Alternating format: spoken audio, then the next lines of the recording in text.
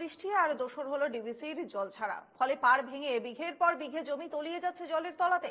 পূর্ব বর্ধমানের ছবি, খণ্ড ঘোষের ছবি দেখছেন গৈতানপুরের চারমানা এলাকার ঘটনা। টানা 2 মাস ধরে চলা বৃষ্টি এবং ডিভিসির জল ছাড়ার ফলেই পাড় ভেঙে জলের তলায় বিঘের পর বিঘে চাষের জমি। আতঙ্কে রয়েছেন কয়েকশো পরিবার। কয়েক বছর আগে এই চারমানা এলাকাতেই ভাঙন রোধে তারের জালে বেঁধে বড় বড় বোল্ডার দিয়ে পাড় বাঁধানো হয়। সম্প্রতি সেই নির্মিত পাড় ভাঙতেই ফের বিঘের পর বিঘে জমি দামোদরের গর্ভে যেতে শুরু করেছে।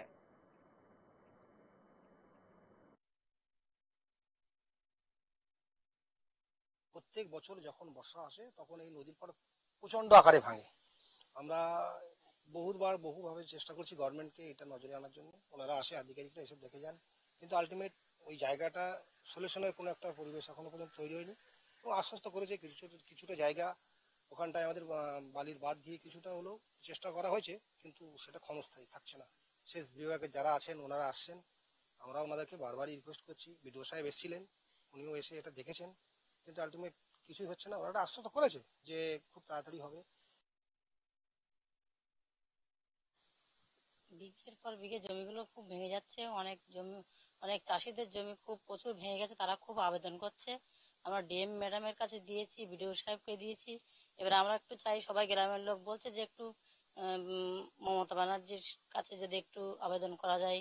আমরা চাইছি নদীটা যেন পাথর দিয়ে বাঁধানো হয়। হ্যাঁ, পাড়টা যেন বাঁধানো হয়। অনেক জমি ভেঙে যাচ্ছে, অনেক বসতি আছে, একটা মন্দির আছে। অনেক জায়গাতে ইতিমধ্যেই ইরিগেশন দপ্তর থেকে ব্যাঙ্কিং প্রোটেকশনের কাজগুলো হয়েছে, কিন্তু অতিবৃষ্টির জন্য, টানা বৃষ্টির জন্য অনেক জায়গাতে ভাঙন হচ্ছে। দুদিন আগে যে 2 ঘন্টার মধ্যে 75 মিলিমিটার যে বৃষ্টি হয়েছে সেটাতেই এই এলাকাগুলোতে বেশি ক্ষতি হয়েছে।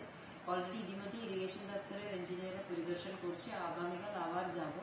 তারপরে আপাতত পর্যটন বা কিভাবে তাড়াতাড়ি এই পরিস্থিতির মধ্যে কি করে ভাঙন বন্ধ করা যায় সেদিকে ওদের কাজ করতে নির্দেশ দেওয়া হয়েছে।